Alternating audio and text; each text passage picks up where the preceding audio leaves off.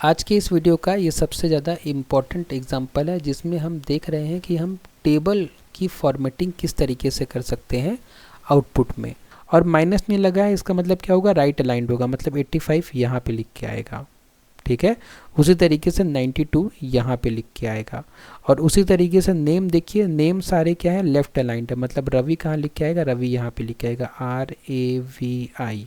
तो इससे क्या होगा, देखिए जो हमारा ये बनेगा, टेबल बनेगा, देखिए कितना नीट और क्लीन है। यहाँ पे बीच में स्पेस दिखेगा आपको, और ये मार्क्स क्या है, राइट अलाइंड है, और ये नेम क्या है, लेफ्ट अलाइंड है। ठीक है, जैसे कि आप यहाँ पे ये आउटपुट देख पा रहे हैं।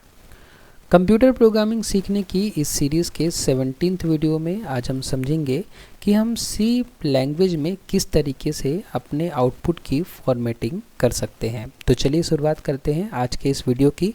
और सबसे पहले हम समझते हैं कि आखिर ये फॉर्मेटेड आउटपुट होता क्या है, या फॉर्मेटेड आउटपुट का मतलब क्या होता है। सी प्रोग्रामिंग में जब हमें किसी डेटा को स्क्रीन पर दिखाना होता है तो हम आउटपुट देते हैं। तो किसी डेटा को स्क्रीन पर देखने के लिए हम क्या करते हैं, आउटपुट देते हैं। लेकिन कई बार हमें उस डेटा को एक विशेष रूप या विशेष फॉर्मेट में दिखाना होता है, जैसे कि फिक्स्ड विड्थ में, या दशमलव के बाद कुछ अंकों तक, या नीटली अलाइंड कॉलम्स में। इसी प्रक्रिया को फॉर्मेटेड आउटपुट कहा जाता है। मतलब क्या होता है कि अगर हमें किसी डेटा को स्क्रीन पर दिखाना है तो हम आउटपुट देते हैं, लेकिन वो आउटपुट अगर हम चाहते हैं कि कुछ एक स्पेशल तरीके से स्क्रीन पर दिखाया जाए तो हम उसे कहते हैं फॉर्मेटेड आउटपुट। ठीक है, एग्जाम्पल के लिए जैसे कि यहाँ पे लिखा हुआ है कि अगर हम किसी डेटा को फिक्स्ड विड्थ में दिखाना चाहते हैं, कि कोई डेटा हम प्रिंट करना चाहते हैं और हम बोलते हैं कि इस डेटा की जो विड्थ है वो इतनी ही होनी चाहिए। ठीक है, तब हम क्या कर रहे हैं, उस आउटपुट की फॉर्मेटिंग कर रहे हैं।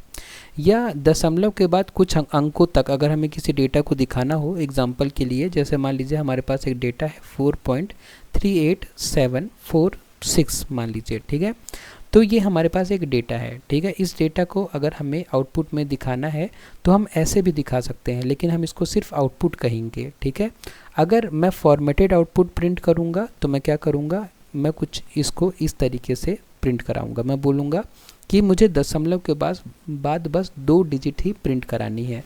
तो इस तरीके के आउटपुट को मैं क्या कहूँगा, इस तरीके के आउटपुट को मैं कहूँगा फॉर्मेटेड आउटपुट। ठीक है, फॉर्मेटेड आउटपुट मतलब कि मैंने आउटपुट को कुछ इस तरीके से प्रिंट किया, मैंने आउटपुट को कुछ इस तरीके से दिखाया कि यूज़र को देखने में अच्छा लगे, या कोई भी जब उस आउटपुट को देखे तो उसे आउटपुट देखते ही समझ में आ जाए कि प्रोग्राम में क्या बताना चाह रहे हैं हम, या उसे क्या डेटा दिखाना चाह रहे हैं हम। उसी तरीके से हम आउटपुट को नीटली अलाइंड कॉलम्स में भी डिस्प्ले करा सकते हैं। नीटली अलाइंड कॉलम्स में कैसे डिस्प्ले कराते हैं, इसके लिए मैंने लास्ट में एक प्रोग्राम रखा है। आप उस प्रोग्राम को जब देखेंगे तो आप समझ जाएंगे कि किस तरीके से हम किसी डेटा को नीटली अलाइंड कॉलम्स में भी दिखा सकते हैं। और इसके लिए हम सी भाषा में मुख्य फंक्शन जो उपयोग करते हैं वो प्रिंटफ फंक्शन है।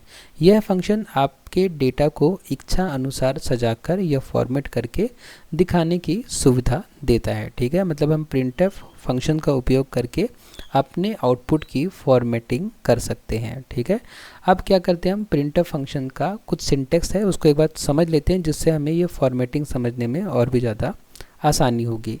जैसा कि हम जानते हैं कि जब हम प्रिंटफ फंक्शन लिखते हैं तो प्रिंटफ फंक्शन में मेनली ये 2 पार्ट्स होते हैं, जहाँ पे पहले पार्ट में हम फॉर्मेट स्ट्रिंग लिखते हैं और दूसरे पार्ट में हम वैल्यूज़ को लिखते हैं। फॉर्मेट स्ट्रिंग में टेक्स्ट और फॉर्मेट स्पेसिफायर दोनों शामिल हो सकते हैं। एग्जाम्पल के लिए जैसे यहाँ पे देखिए, ये एक प्रिंटफ फंक्शन लिखा हुआ है जिसमें आप डबल कोट्स के अंदर क्या देख पा रहे हैं, ये फॉर्मेट स्ट्रिंग है। इस फॉर्मेट स्ट्रिंग में आप देख सकते हैं कि टेक्स्ट भी है और फॉर्मेट स्पेसिफायर भी है। टेक्स्ट कौन कौन से हैं, माई एज इज ईयर्स, ये सब क्या है, टेक्स्ट है। और ये जो %d है ये क्या है, फॉर्मेट स्पेसिफायर है। ठीक है, मतलब इस फॉर्मेट स्ट्रिंग में हम टेक्स्ट और फॉर्मेट स्पेसिफायर दोनों लिख सकते हैं, और हर स्पेसिफायर उस वैल्यू के प्रकार को बताता है जिसे प्रिंट करना है। मतलब ये जो फॉर्मेट स्पेसिफायर है ये क्या बताता है, ये बताता है कि हमें किस टाइप की वैल्यू प्रिंट करनी है। जैसे %d फॉर्मेट स्पेसिफायर है, इसका मतलब हमें इंटीजर टाइप की वैल्यू प्रिंट करनी है। तो जो वैल्यू हमें प्रिंट करनी है वो हम इस कॉमा के बाद लिखेंगे। ठीक है, तो इस तरीके से ये सिंपल सा प्रिंटफ का सिंटेक्स होता है। बस आप इस सिंटेक्स को याद रखिए, उसके बाद में ये फॉर्मेटिंग वाला जो वीडियो है आपको बहुत इजी लगेगा। तो देखिए यहाँ पे लिखा हुआ है कि यहाँ परसेंटेज डी बताता है कि 20 इंटीजर है और उसे इंटीजर फॉर्मेट में प्रिंट करना है। ठीक है, मतलब परसेंटेज डी मतलब क्या कि जो वैल्यू हमें प्रिंट करनी है वो इंटीजर टाइप की है। इसके बाद अब हम समझते हैं फॉर्मेट स्पेसिफायर्स के बारे में। जैसा कि हम जानते हैं कि जब हम प्रिंटफ के अंदर कोई डेटा दिखाते हैं तो हमें बताना पड़ता है कि वह डेटा इंटीजर टाइप का है कि फ्लोट टाइप का कि कैरेक्टर टाइप का या स्ट्रिंग टाइप का है। इसके लिए फॉर्मेट स्पेसिफायर का उपयोग किया जाता है। जैसे कि हम यहाँ इस टेबल में देख पा रहे हैं कि यहाँ पे फॉर्मेट स्पेसिफायर लिखा हुआ है, यहाँ पे उसका अर्थ लिखा हुआ है और यहाँ पे एग्जाम्पल लिखा हुआ है। ठीक है, अगर आपने पहले सी प्रोग्रामिंग थोड़ा बहुत पढ़ी है तो आपको पता होगा, या आपने अगर पिछले वीडियोस को देखे हैं इस प्लेलिस्ट के तो आपको पता होगा कि जब हमें इंटीजर वैल्यू प्रिंट करानी होती है तो हम फॉर्मेट स्पेसिफायर परसेंटेज डी लिखते हैं। इसका मतलब कि हम प्रिंटर फंक्शन को बता रहे होते हैं कि हम जो वैल्यू प्रिंट करने वाले हैं वो इंटीजर टाइप की है। ठीक है, उसी तरीके से जब हमें कोई अनसाइंड इंटीजर प्रिंट कराना होता है, अनसाइंड इंटीजर मतलब ऐसा इंटीजर जो पॉजिटिव ही होगा, मतलब उसमें साइन नहीं होगा, ठीक है, नेगेटिव साइन नहीं होगा, तब हम परसेंटेज यू फॉर्मेट स्पेसिफायर का उपयोग करते हैं। ठीक है, जब भी आप परसेंटेज यू फॉर्मेट स्पेसिफायर का उपयोग करेंगे इसका मतलब आप एक पॉजिटिव वैल्यू को प्रिंट कराना चाहते हैं। उसके बाद दशमलव वाली संख्या के लिए परसेंटेज एफ और कैरेक्टर के लिए परसेंटेज सी, स्ट्रिंग के लिए परसेंटेज एस, एड्रेस के लिए परसेंटेज पी। और अगर आपको परसेंटेज साइन ही प्रिंट करना हो तब आप क्या करते हैं, 2 बार परसेंटेज लिख देते हैं। ठीक है, 2 बार अगर आप परसेंटेज लिख देंगे तो परसेंटेज साइन ही प्रिंट हो जाएगा। तो इस तरीके से फॉर्मेट स्पेसिफायर्स का उपयोग किया जाता है जब आप अपने आउटपुट की फॉर्मेटिंग करते हैं। तो उसके बाद अगर हम फॉर्मेट स्पेसिफायर्स को रियल लाइफ एनालॉजी के साथ समझना चाहें तो हम इसे ऐसा समझ सकते हैं कि जैसे किसी डब्बे पर लिखा होता है ना कि इस डिब्बे के अंदर जो सामान है वो फ्रेजाइल है कि ग्लास है कि फूड है, जैसे लेबल लगाकर बताते हैं कि अंदर क्या है, वैसे ही ये जो फॉर्मेट स्पेसिफायर होते हैं ये कंप्यूटर को बताते हैं कि जो वेरिएबल है उसमें किस तरीके का डेटा है ना प्रेजेंट है या आपको किस तरीके का डेटा प्रिंट करना है। ठीक है, इस एनालॉजी को आप समझ रहे होंगे कि जैसे मान लीजिए कि आप कोई सामान लेके आते हैं, ठीक है, कोई आपके पास बॉक्स है, तो अगर इस बॉक्स में ग्लास का आइटम है तो क्या होता है, ग्लास इस बॉक्स के ऊपर आप एक लेबल लगा देते हैं और लिख देते हैं ग्लास। ठीक है, इससे क्या होता है कि जो भी इस बॉक्स को कैरी करता है उसको पता होता है कि इस बॉक्स के अंदर ग्लास का आइटम है, तो वो इस बॉक्स को केयरफुली हैंडल करता है। ठीक है, वैसे ही आपके पास कोई दूसरा बॉक्स है, आप उस पर लेबल लगा देते हैं फूड का, ताकि लोगों को पता रहे कि इसको जल्दी डिलीवर करना है क्योंकि ये फूड है, नहीं तो ख़राब हो जाएगा। ठीक है, उसी तरीके से क्या होता है कि सी प्रोग्रामिंग में जब भी हम प्रिंटफ फंक्शन के अंदर कुछ प्रिंट कराना होता है तो हम पहले लेबल लगा देते हैं कि जो डेटा हमें प्रिंट कराना है वो क्या है, वो इंटीजर टाइप का है और हम इंटीजर को प्रिंट करा देते हैं। ठीक है, या हम यहाँ पे कोई वेरिएबल का नाम देते हैं जिसके अंदर कोई इंटीजर वैल्यू होती है। ठीक है, तो इस तरीके से ये बस एनालॉजी है, इस पे बहुत परेशान नहीं होना है, ये बस समझाने के लिए है कि फॉर्मेट स्पेसिफायर का एक्चुअली काम क्या है। ठीक है, इसके लिए है। अब हम आते हैं अपने मेन मुद्दे पर जहाँ पे हम विड्थ और प्रिसीजन के बारे में समझेंगे कि कैसे हम अपने आउटपुट की फॉर्मेटिंग कर सकते हैं, अपने आउटपुट के विड्थ को और प्रिसीजन को फिक्स कर सकते हैं। कभी कभी हमें आउटपुट को एक निश्चित चौड़ाई या दशमलव के बाद निश्चित अंकों तक दिखाना होता है, तो अगर आपको अपने आउटपुट की विड्थ को फिक्स करना होता है तब आप कुछ इस तरीके का फॉर्मेट स्पेसिफायर लिखते हैं, है ना। इसका मतलब है कि आउटपुट कम से कम 5 जगह घेरेगा, यदि छोटी वैल्यू हुई तो आगे स्पेस से भर जाएगा। जैसे एग्जांपल के लिए यहाँ पे देखिए, यहाँ पे अगर हमें 42 प्रिंट करना है, ठीक है, यहाँ पे अगर 42 प्रिंट करना है तो हम सिर्फ ऐसा भी लिख सकते थे। कैसे लिख सकते थे, हम लिखते प्रिंट एफ, हम ऐसा भी लिख सकते थे प्रिंट एफ परसेंटेज डी और 42, हम बस इतना भी लिख सकते थे। लेकिन यहाँ पे परसेंटेज डी की जगह लिखा गया है परसेंटेज 5D। इसका मतलब ये होता है कि हमारा जो भी आउटपुट है ये हम इसे 5 विड्थ में लिखना चाह रहे हैं, 5 विड्थ में। ठीक है, मतलब 1 2 3 4 5, ठीक है, 5 विड्थ में लिखना चाह रहे हैं। अगर हमारा जो नंबर है उसका जो विड्थ है वो 5 नहीं है तो कंप्यूटर क्या करेगा, शुरू में 3 जगह छोड़ के और जो नंबर है वो लिख देगा। ठीक है, मतलब शुरू का स्पेस क्या रह जाएगा, खाली रह जाएगा। ठीक है, तो इस तरीके से हम क्या कर सकते हैं, अपने आउटपुट की विड्थ को फिक्स कर सकते हैं। अब इसके नंबर नीचे आप जो भी नंबर लिखेंगे, मान लीजिए कि हमें इसके बाद एक और दूसरा नंबर प्रिंट करना है ऐसा, ठीक है। मैं लिख दूँ प्रिंट एफ परसेंटेज 5D, है ना, और नंबर लिख दूँ मैं 273 लिख दूँ, ठीक है, 273। तो अब इसके नीचे 273 कुछ इस तरीके से प्रिंट होके आ जाएगा, ठीक है। शुरू के 2 स्पेस खाली रहेंगे।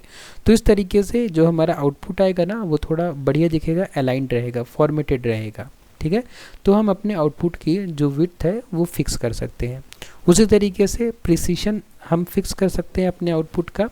जैसे कि एग्जांपल में देखिए यहाँ पे हमें ये दशमलव संख्या दी है, इसे हमें प्रिंट कराना है। अब इसे प्रिंट कराने के लिए हम सिर्फ परसेंटेज एफ भी लिख सकते थे, सिर्फ परसेंटेज एफ लिखते तो भी ये पूरा का पूरा नंबर प्रिंट हो जाता है। लेकिन हमें पूरा नंबर प्रिंट नहीं करना है, हमें दशमलव के बाद केवल 2 संख्याएं ही प्रिंट करनी है। अगर हमें दशमलव के बाद केवल 2 संख्याएं ही प्रिंट करनी है तो हम लिखेंगे परसेंटेज 0.2f। 0.2 का मतलब हुआ, 0.2 का मतलब हुआ कि हमें दशमलव के बाद 2 संख्याएं प्रिंट करनी है। अगर हम 0.3 लिखते हैं तो इसका मतलब होता कि दशमलव के बाद 3 संख्याएं प्रिंट करनी है, ठीक है। लेकिन फिलहाल यहाँ पे इस पर्टिकुलर लाइन में हम क्या कर रहे हैं, दशमलव के बाद 2 संख्याओं को प्रिंट कर रहे हैं, ठीक है।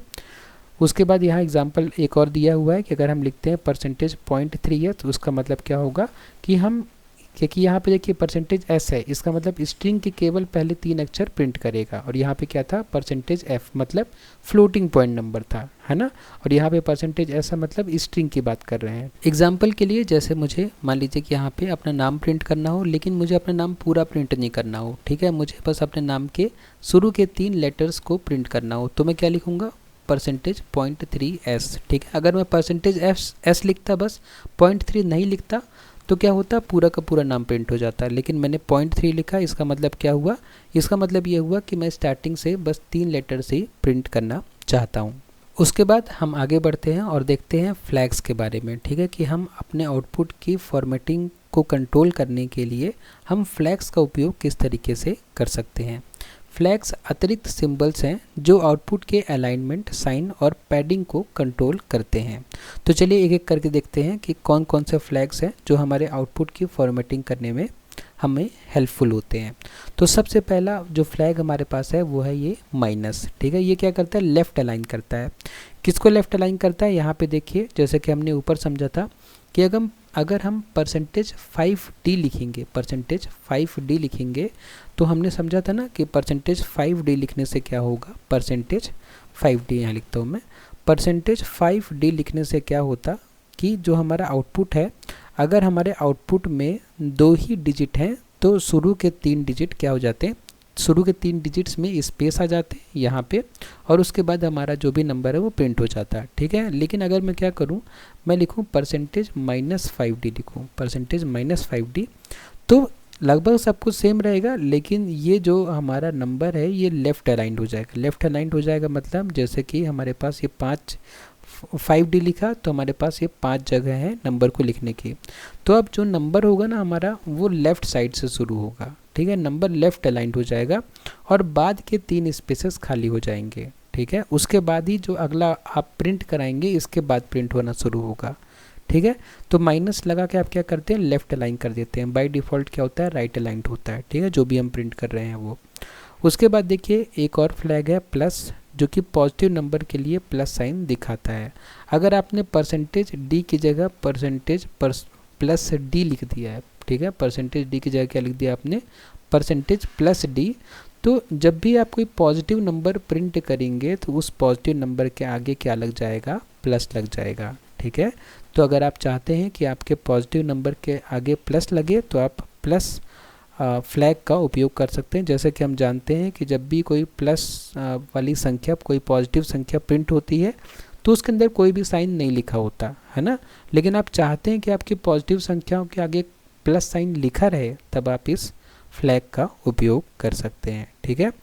उसके बाद में अगर आप फ्लैग में 0 लिख देंगे, फ्लैग में आप 0 लिख देंगे तो जो भी शुरुआत की जगह होंगी वहाँ पे 0 लिख कर आ जाएगा बाय डिफ़ॉल्ट। जैसे कि परसेंटेज 5D से क्या होता, परसेंटेज 5D से होता कि ये 42 क्या होता है, राइट अलाइंड होता और शुरू के 3 स्पेस, शुरू के 3 लेटर्स में या शुरू के 3 डिजिट में स्पेसेस होते हैं, ठीक है। लेकिन अगर आपने यहाँ 0 लिख दिया ना, तो शुरू के जो 3 स्पेस थे वहाँ पे 0 0 0 आ जाएगा, ठीक है। आप देख पा रहे होंगे। इसको समझने के लिए आप ऐसा करिए कि पहले यहाँ से 0 हटाइए। आप यहाँ से 0 हटाएंगे तो परसेंटेज 5D लिखा है। परसेंटेज 5D से क्या होता है हम पहले ही समझ गए, लेकिन परसेंटेज 5D के बीच में अगर आप 0 लिख देंगे तो यहाँ पे जो खाली स्पेसेस थे यहाँ पे 0 आ जाएंगे, ठीक है। तो बहुत ही सिंपल है। उसके बाद अगर आपको क्या चाहिए, स्पेस चाहिए, तो पॉजिटिव नंबर्स के आगे अगर आपको स्पेस चाहिए तो आप ये स्पेस लगा सकते हैं। जैसे आप परसेंटेज स्पेस D लिखेंगे तो क्या होगा कि जो भी आपका पॉजिटिव नंबर होगा उसके आगे एक स्पेस आ जाएगा, यहाँ पे एक खाली जगह आ जाएगी, ठीक है। जैसे कि यहाँ पे पॉजिटिव नंबर के सामने क्या आ जा रहा था, एक प्लस साइन आ जा रहा था। वैसे अगर आपको पॉजिटिव नंबर के आगे अगर क्या चाहिए, स्पेस चाहिए, तो आप इस तरीके से लिख सकते हैं। तो उससे पॉजिटिव नंबर के आगे स्पेस आ जाएगा। और नेगेटिव नंबर के आगे क्या आ जाएगा, नेगेटिव नंबर के आगे तो माइनस रहेगा ही, है ना। ये सिर्फ पॉजिटिव नंबर की बात हो रही है, क्योंकि पॉजिटिव नंबर में बाय डिफ़ॉल्ट आगे कुछ भी नहीं होता, इसलिए यहाँ ये चीज़ आपको बताई जा रही है। इसलिए ये जो फ्लैग है ये बहुत यूज़फुल है। उसके बाद में अगर हम नेक्स्ट फ्लैग की बात करें तो वो है हमारा हैश, ठीक है। हैश क्या करता है, अल्टरनेट फॉर्म देता है, ठीक है। जैसे कि अगर हमें किसी नंबर को हेक्साडेसिमल में प्रिंट करना है, ठीक है। देखिए यहाँ पे एग्जांपल में ये 10 है हमारा डेसिमल में। मुझे इस डेसिमल को हेक्साडेसिमल में प्रिंट करना है। तो पहले मैं आपको दिखाऊं कि अगर किसी नंबर को हेक्साडेसिमल में प्रिंट करना होता है तो हम क्या करते हैं। मैं आपको दोनों एग्जांपल दिखाता हूँ। देखिए अगर हम ऐसा लिखते हैं ना कि प्रिंट एफ डबल कोट्स के अंदर परसेंटेज एक्स, ठीक है, स्मॉल एक्स लिख रहा हूँ मैं, फिर डबल कोट्स बंद और उसके बाद में यहाँ पे 10, ठीक है। तो इसका मतलब ये होता कि 10 को हम हेक्साडेसिमल में क्या लिखते हैं, 10 को हेक्साडेसिमल में हम लिखते हैं ए, तो यहाँ पे ए प्रिंट होकर आ जाता, ठीक है। लेकिन इसको मैं इस तरीके से भी लिख सकता हूँ कि प्रिंट एफ डबल कोट्स के अंदर परसेंटेज फिर हैश और एक्स, ठीक है। अब जो होगा आउटपुट थोड़ा बदल जाएगा। आउटपुट कैसे बदल जाएगा, आउटपुट कुछ इस तरीके से बदल जाएगा कि अब जो आउटपुट आएगा इस हैश की वजह से, हेक्साडेसिमल में तो हम प्रिंट करा ही रहे हैं, तो हेक्साडेसिमल में जो प्रिंट हो रहा है ए, उसके पहले लिख के भी आएगा। क्या लिख के आएगा कि ये जो नंबर है 0x फॉर्म में है। 0x मतलब होता है हेक्साडेसिमल, मतलब ये जो लिखा हुआ है ना ये आउटपुट, ये हेक्साडेसिमल फॉर्म में है, ठीक है। अगर आप हैश नहीं लगाते तो आपको डायरेक्ट वो हेक्साडेसिमल मिल जाता, हेक्साडेसिमल फॉर्म मिल जाता। लेकिन अगर आप हैश लगाएंगे तो वो जो हेक्साडेसिमल फॉर्म है उसके पहले लिख के आएगा कि ये हेक्साडेसिमल फॉर्म है, ठीक है। इसको और अगर एग्जांपल से मैं समझाना चाहूँ तो जैसे आप जानते होंगे कि हम ये जो लिखे हैं, ये जो लिखा है 10, ये डेसिमल में है, ठीक है। ये क्या है, डेसिमल में है। और ये जो ए लिखा है ये क्या है, हेक्साडेसिमल में है, ठीक है, हेक्साडेसिमल में है। एक और रिप्रेजेंटेशन होता है जिसे हम कहते हैं ऑक्टल, ठीक है, ऑक्टल। तो ऑक्टल में लिखना है अगर हमें किसी नंबर को, किसी डेसिमल नंबर को हमें ऑक्टल में लिखना है तो हम क्या करेंगे, जैसे हमने अभी हेक्साडेसिमल के लिए किया तो हम ऑक्टल भी प्रिंट करा सकते हैं। ऑक्टल के लिए हमें क्या करना पड़ेगा, परसेंटेज ओ लिखना पड़ेगा। आप परसेंटेज ओ लिखेंगे तो जो भी, जैसे हमने यहाँ नंबर दिया 10, तो 10 का जो भी ऑक्टल फॉर्म होगा, ठीक है, 10 का जो भी ऑक्टल फॉर्म होगा वो लिख के आ जाएगा। अब 10 का ऑक्टल क्या होता है मैं कंप्यूट कर देता हूँ, ठीक है। देखिए जैसे 10 है, इसका हमें ऑक्टल निकालना है तो हम क्या करेंगे, इसको 8 से डिवाइड करेंगे, ठीक है। तो 8 1 जा 8, रिमाइंडर कितना आएगा, 2 आएगा, है ना। फिर 8 0 टाइम्स में जाएगा, यहाँ 1 आ जाएगा, मतलब 1 2, ठीक है। तो क्या है कि जो 10 है उसका जो ऑक्टल फॉर्म होगा, ऑक्टल रिप्रेजेंटेशन 1 2 आएगा। तो अगर आपने सिर्फ इतना लिखा कि प्रिंट एफ परसेंटेज, मतलब print F double quotes percentage O, फिर डबल कोट्स बंद, फिर कॉमा, फिर 10, तो इसका मतलब 10 का जो ऑक्टल फॉर्म है जो कि 1 2 है, इसको आप 12 नहीं पढ़ेंगे, ठीक है, ये 1 2 है, तो 10 का ऑक्टल 1 2 आ जाएगा, ठीक है। लेकिन अगर आपको चाहिए कि आउटपुट में ऑक्टल आने के अलावा ये भी लिख के आए कि किस टाइप का रिप्रेजेंटेशन है ये, तो आप लिखेंगे परसेंटेज हैश ओ, ठीक है। तो और फिर यहाँ देंगे 10। तो इससे क्या आउटपुट आएगा, इससे आपका आउटपुट आएगा कि आपको बताया जाएगा कि ये ऐसा ओ लिख के आएगा और फिर 1 2 लिख के आएगा, ठीक है। वो मतलब हो जाएगा कि ये ऑक्टल फॉर्म में आउटपुट आया है और जो भी आपका आउटपुट जो भी रिप्रेजेंटेशन होगा ऑक्टल का वो लिख के आपको यहाँ पे आ जाएगा, ठीक है। तो इस तरीके से हम इन फ्लैग्स का उपयोग कर सकते हैं। ये फ्लैग्स ही हैं जो हमारे आउटपुट की फॉर्मेटिंग और ज़्यादा अच्छी कर सकते हैं। फ्लैग्स को समझना डिफ़िकल्ट हो सकता है, इसलिए अगर आपको कोई बात इसमें समझ में नहीं आई है तो आप लोग मुझे कमेंट बॉक्स में बताइए। मैं आने वाले वीडियोस में आपके उन डाउट्स को क्लियर करने की पूरी कोशिश करूँगा, ठीक है। तो चलिए आगे बढ़ते हैं और देखते हैं लेंथ मॉडिफायर्स को, ठीक है, कि हम आउटपुट फॉर्मेटिंग में लेंथ को किस तरीके से मॉडिफाई कर सकते हैं डेटा की, ठीक है। कभी कभी हमें लॉन्ग शॉर्ट या लॉन्ग प्रकार के इंटीजर प्रिंट करने होते हैं, उसके लिए लेंथ मॉडिफायर्स का उपयोग होता है, ठीक है। जैसे कि मान लीजिए कि हमारे इंटीजर की साइज़ बहुत छोटी है तो हम क्या करेंगे, शॉर्ट इंटीजर का उपयोग करेंगे, तो उसका फॉर्मेट स्पेसिफायर %hd होता है। अगर हमारा इंटीजर बड़ा है तो हम %ld फॉर्मेट स्पेसिफायर यूज़ कर सकते हैं और इंटीजर बहुत बड़ा है तो %lld फॉर्मेट स्पेसिफायर का उपयोग कर सकते हैं। जैसे कि देखिए यहाँ पे एक x नाम का वेरिएबल है, उसमें हम लॉन्ग टाइप के इंटीजर को स्टोर करना चाहते हैं, मतलब एक बड़े नंबर को स्टोर करना चाहते हैं, क्योंकि ये नंबर सिर्फ इंटीजर टाइप के वेरिएबल में स्टोर नहीं किया जा सकता, इसीलिए हमने क्या कर दिया, इंट को लॉन्ग इंट टाइप का बना दिया। लॉन्ग इंट टाइप का बनाने से क्या होगा कि ये हमारा x नाम का वेरिएबल और बड़े इंटीजर को स्टोर कर सकता है। और उसके बाद अगर आपको x की वैल्यू प्रिंट करानी हो तो आपको जो फॉर्मेट स्पेसिफायर यूज़ करना पड़ेगा वो %d नहीं %ld का उपयोग करना पड़ेगा, तब आप इस इंटीजर वैल्यू को एक्सेस कर सकते हैं, ठीक है। तो ये भी काफ़ी यूज़फुल है ना।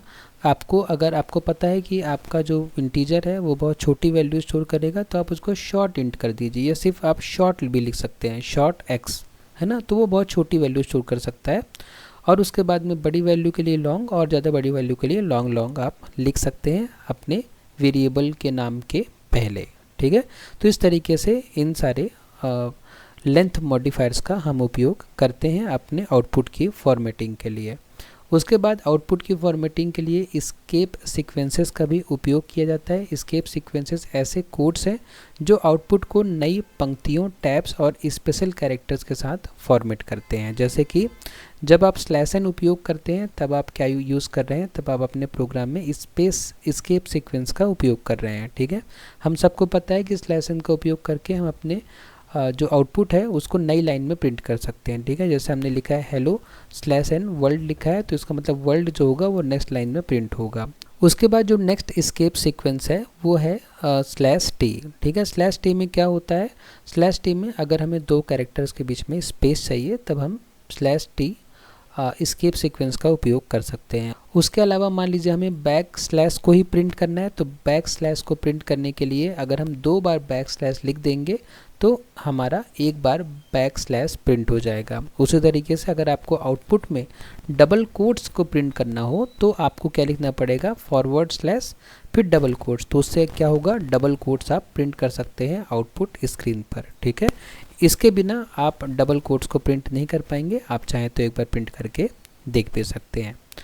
एग्जाम्पल जैसे कि यहाँ पे लिखा हुआ है कि प्रिंट hello/n वर्ल्ड लिखा है तो हेलो वर्ल्ड अलग अलग लाइन में आएंगे। उसके बाद देखिए कुछ एग्जाम्पल्स हैं, जैसे यहाँ पे बहुत ही सिंपल एग्जांपल है कि इंटीजर और स्ट्रिंग प्रिंट करना। अगर हमें इंटीजर और स्ट्रिंग एक ही लाइन में प्रिंट करना हो तो हम कुछ इस तरीके से लिख सकते हैं।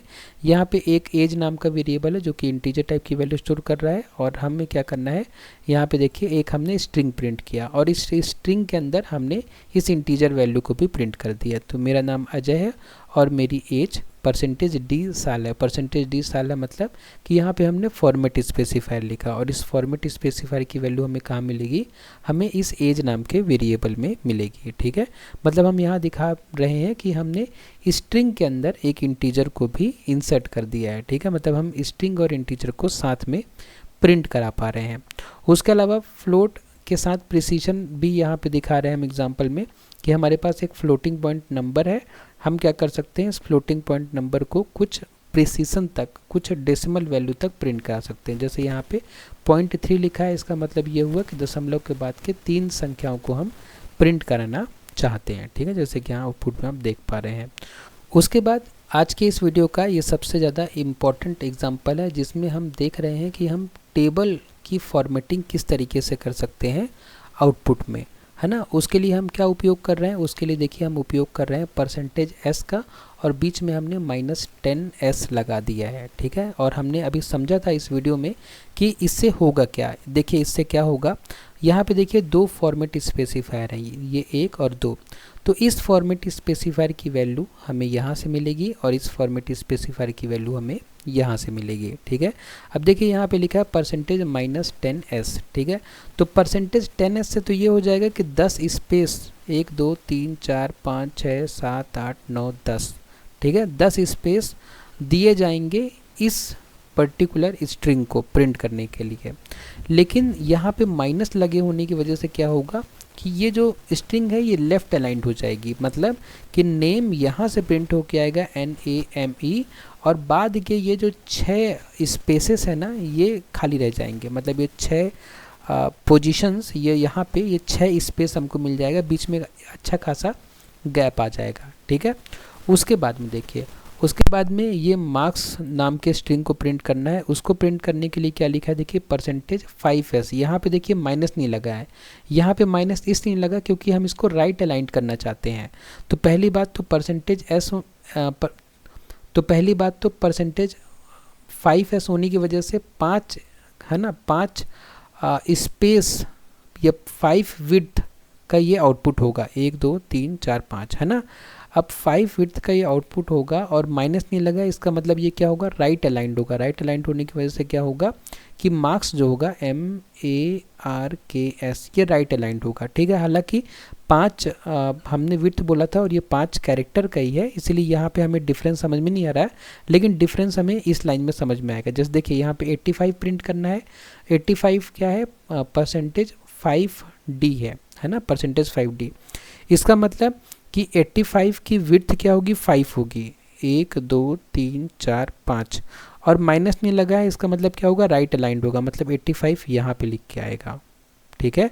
उसी तरीके से 92 यहाँ पे लिख के आएगा, और उसी तरीके से नेम देखिए, नेम सारे क्या है, लेफ्ट अलाइंड है, मतलब रवि कहाँ लिख के आएगा, रवि यहाँ पे लिख के आएगा RAVI, और ये सीता कहाँ लिख के आएगा, सीता यहाँ लिख के आएगा SITA, है ना। तो इससे क्या होगा, देखिए जो हमारा ये बनेगा, टेबल बनेगा, देखिए कितना नीट और क्लीन है। यहाँ पे बीच में स्पेस दिखेगा आपको, और ये मार्क्स क्या है, राइट अलाइंड है, और ये नेम क्या है, लेफ्ट अलाइंड है, ठीक है, जैसे कि आप यहाँ पे ये आउटपुट देख पा रहे हैं, ठीक है।